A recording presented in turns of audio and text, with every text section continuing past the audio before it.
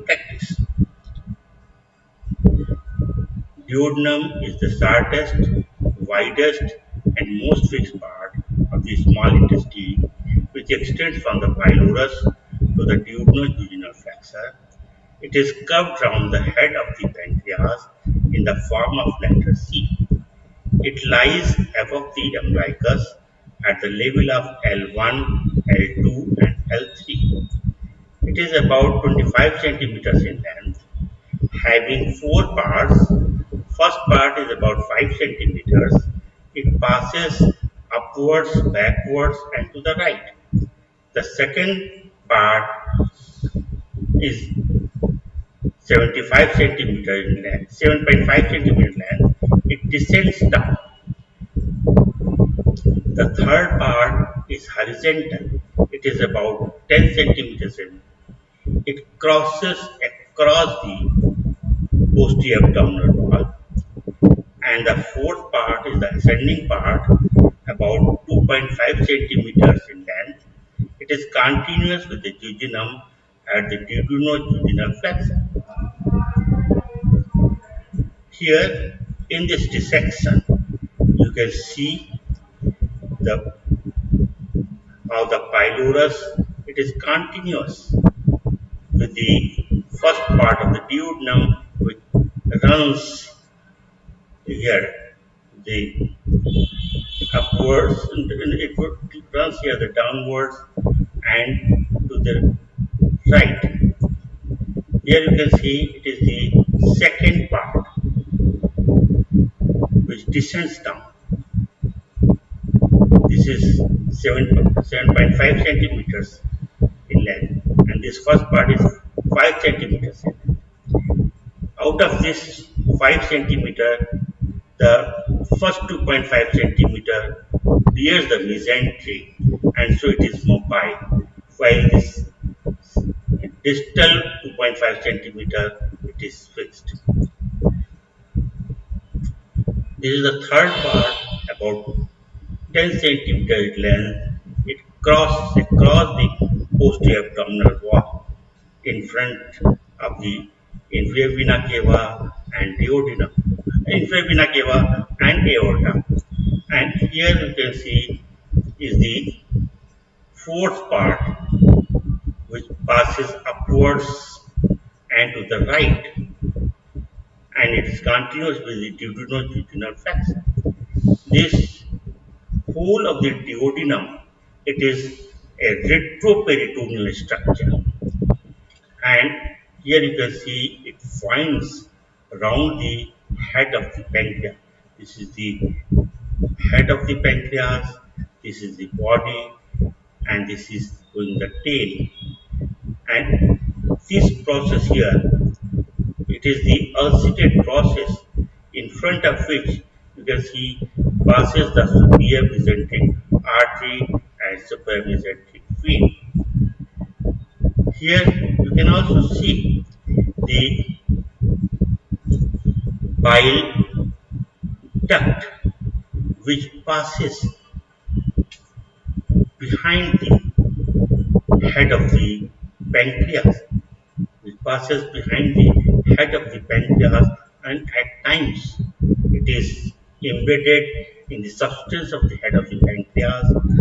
And so in the cases, so when it is encircling the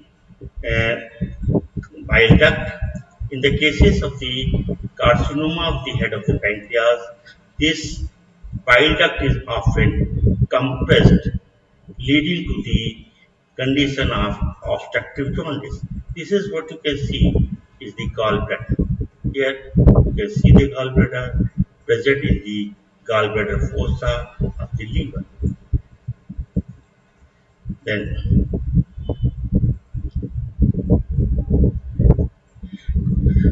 as far as the extrahepatic biliary apparatus is concerned, it consists of right and left hepatic ducts, common hepatic duct, the gallbladder, the cystic duct, and bile duct.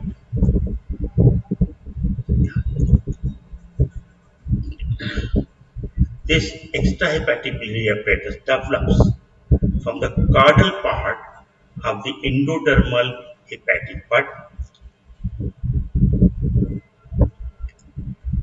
and pars hepatica and pars cystica. The caudal part of the endodermal hepatic bud forms the bile duct. The caudal part of the hepatic bud forms the bile duct. The caudal part of the pars hepatica forms the right and the left hepatic ducts and common hepatic duct, while the caudal part of the pars cystica forms cystic duct. The ventral pancreatic bud develops from the junction of the foregut and midgut very close to the hepatic bud. So bile duct and the main pancreatic duct opens by a common opening at the tip of the major duodenum papilla in the second part of the duodenum. Here you can see this is the extra. This exercise is showing the extrahepatic biliary apparatus. You can see here the right and the left hepatic ducts, and this is the common hepatic duct. So the right and left hepatic ducts, which come out from the right and left lobe of the liver, they join to form the common hepatic duct. Both these, the right and left hepatic duct and common hepatic duct, develop from the caudal part of the pars hepatica. Here what you can see is this cystic duct. This is the gallbladder. This cystic duct develops from the caudal part of the pars cystica.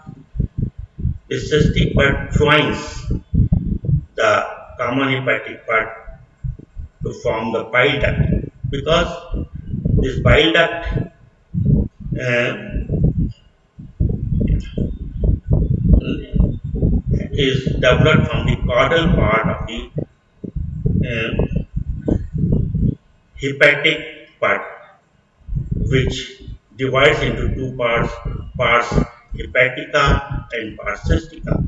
Pars hepatica forming the liver and pars cystica forming the gallbladder.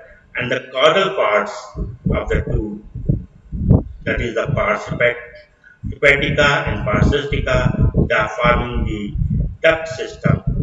And so there is a common duct system, that is the bile duct, which is formed by cystic duct and the common hepatic duct. Here, what you can see is the portal vein which passes behind this bile duct. The hepatic artery lies left to the bile duct. This is the hepatic artery, which is actually the branch of the celiac trunk. Celiac trunk gives this common hepatic artery, which gives the gastroduodenal branch and becomes the hepatic artery proper and lies here in the right free margin of the lesser omen. Here you can see the cystic artery, which is a branch of the hepatic artery, and it supplies the gallbladder by dividing into a superior and inferior branch. The superior branch supplying the superior surface of the gallbladder, the inferior branch supplying the inferior surface of the gallbladder. Then there is a procedure known as endoscopic retrograde cholangiography. This procedure is to assess the bile duct.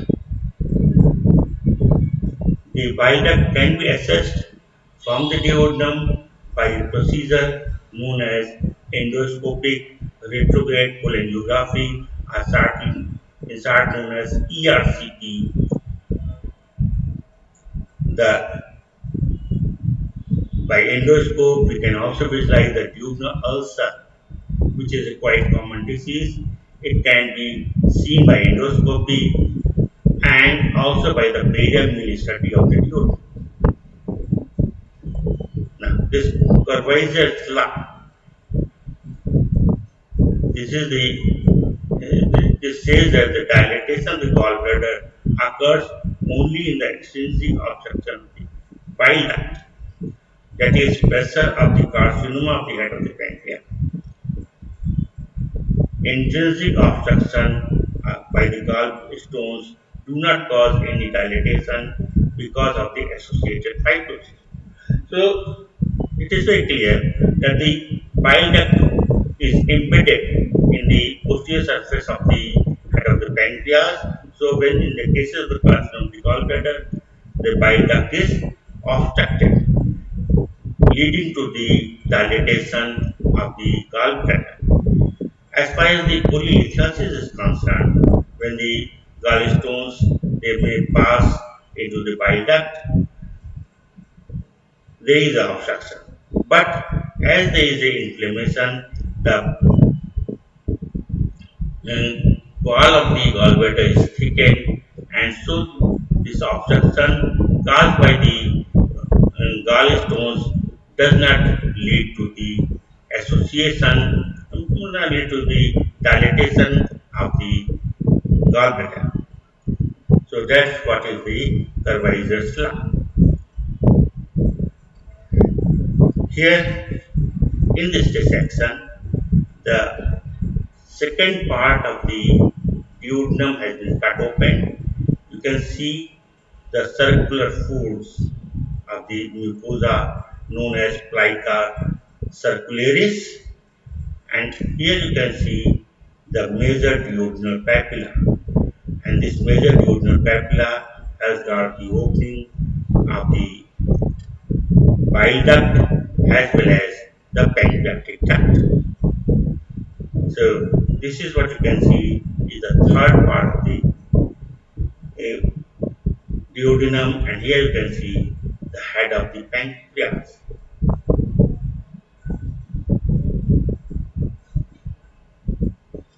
This is the endoscopic view of the mucosa of the duodenum, and it shows the plica circularis. You can very well see this plica circularis.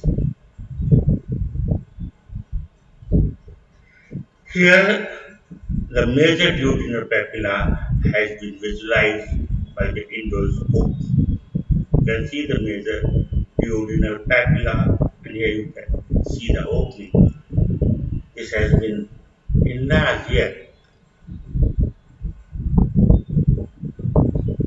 and you can see the openings of the common bile duct and the opening of the main pancreatic duct.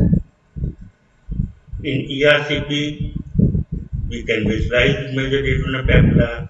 We can put the cannula in the common bile duct, and we can visualize the common bile duct and do the various procedures for the dilatation of the CBD or the removal of the gallstones from the common bile duct. This is a barium meal plus barium follow-through study to show the parts of the duodenum. You can see the first part of the duodenum.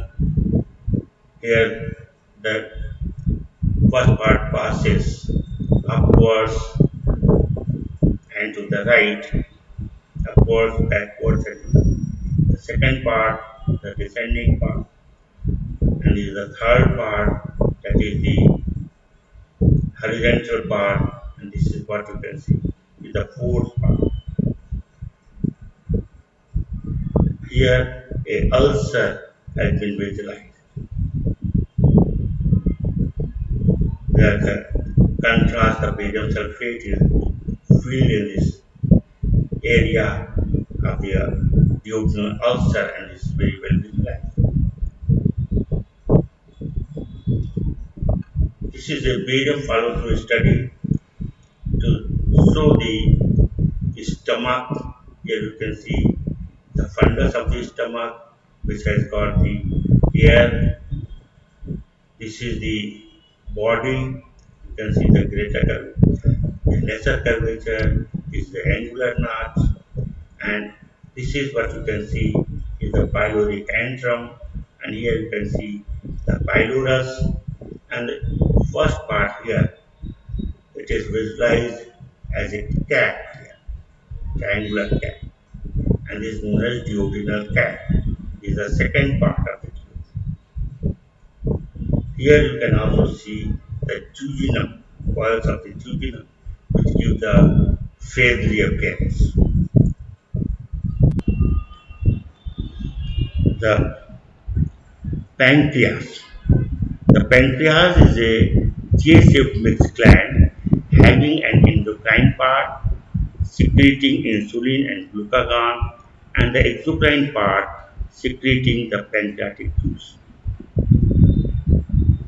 This pancreas is placed obliquely across the posterior abdominal wall. It is divided into a head, a neck, a body, and a tail. The head is enlarged and lies within the concavity of the duodenum. The body is elongated, having a superior, inferior, and anterior border. The tail reaches the hilum of the spleen and lies in the ligament of the ligament. The entire organ lies posterior to the stomach, separated from the stomach by the lesser sac. So that is this pancreas forms the part of the stomach bed. Here you can see this is the head of the pancreas, elongate. This lies in the concavity of the duodenum. Is the first part of duodenum, second is the third, is the fourth part of the duodenum. So it lies in the concavity. Here is the alcinate process passing from coming out from the head of the pancreas, and in front of this alcinate process passes the superior mesenteric artery and superior mesenteric vein. Here you can see this is the body, and this narrow part joining the body with the neck, the body with the head is the neck, and behind the neck and the head, here you can see passes the bile duct, the portal vein, and the hepatic artery. It passes behind the body. It is almost triangular in shape, having superior border, inferior border, and an anterior border. Along the superior border here, you can see runs the splenic artery, which bears a tortuous course. You can see here the splenic artery. This is the tail of the pancreas. You can see it reaches the hilum of the spleen. Now, this tail of the pancreas, it is very rich in the islets of Langerhans. So, in the operations of the splenectomy, we must take care of the tail of the pancreas. It should not be sacrificed while cutting the linorenal ligament. This pancreas, you can see, it lies retroperitoneally. It lies retroperitoneally.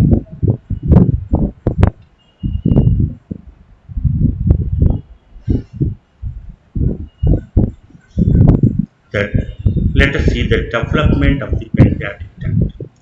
The duct of the ventral part taps the duct of the dorsal pancreatic part near its neck and opens into the duodenum as the main pancreatic duct, which opens on the major duodenal pancreas.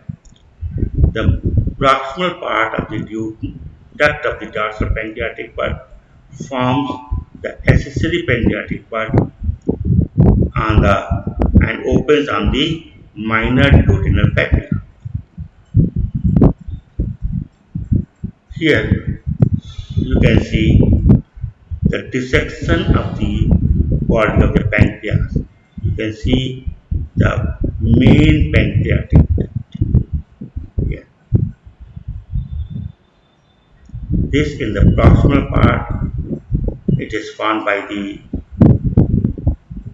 ventral pancreatic part, duct of the ventral pancreas, while in the distal larger part, it is formed by the dorsal pancreatic part. The two ducts, the bile duct and the pancreatic duct, they come very close and they pass behind the head of the pancreas. Here you can see the head of the pancreas has been dissected out to expose the bile duct and pancreatic duct, which opens here in the second part of the duodenum at the major duodenal pancreas. Here you can see is the portal vein, here you can see the hepatic artery, this is the bile duct.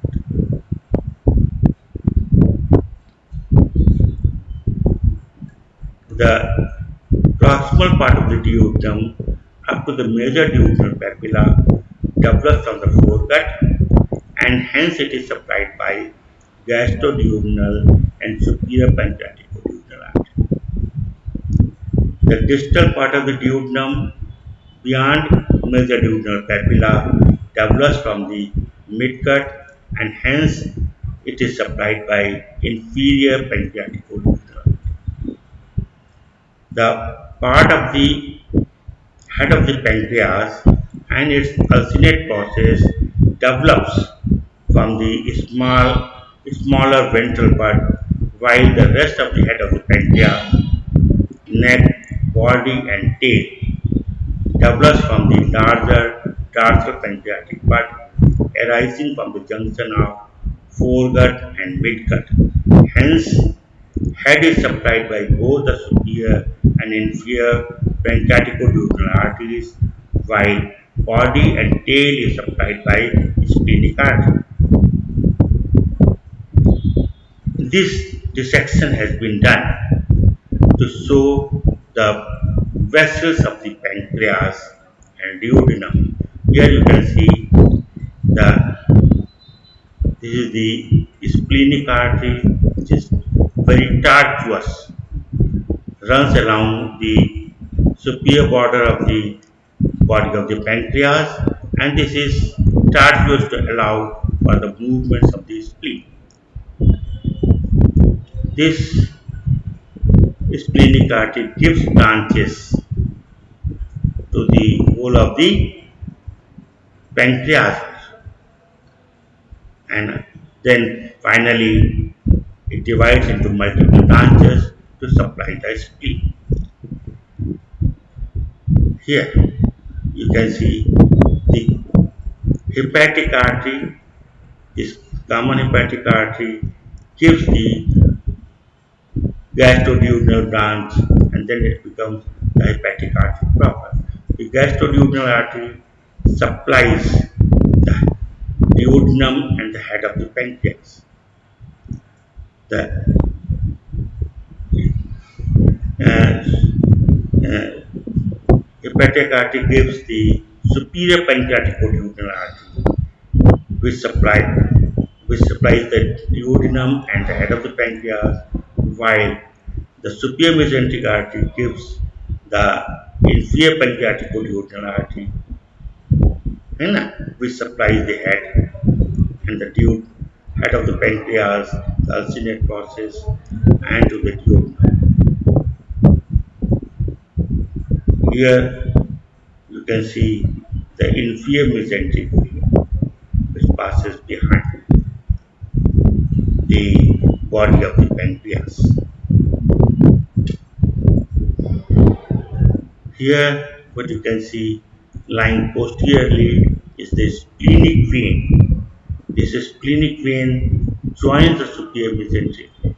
This vein runs on the posterior surface of the pancreas and joins the superior mesenteric vein to form the portal vein here behind the neck of the pancreas.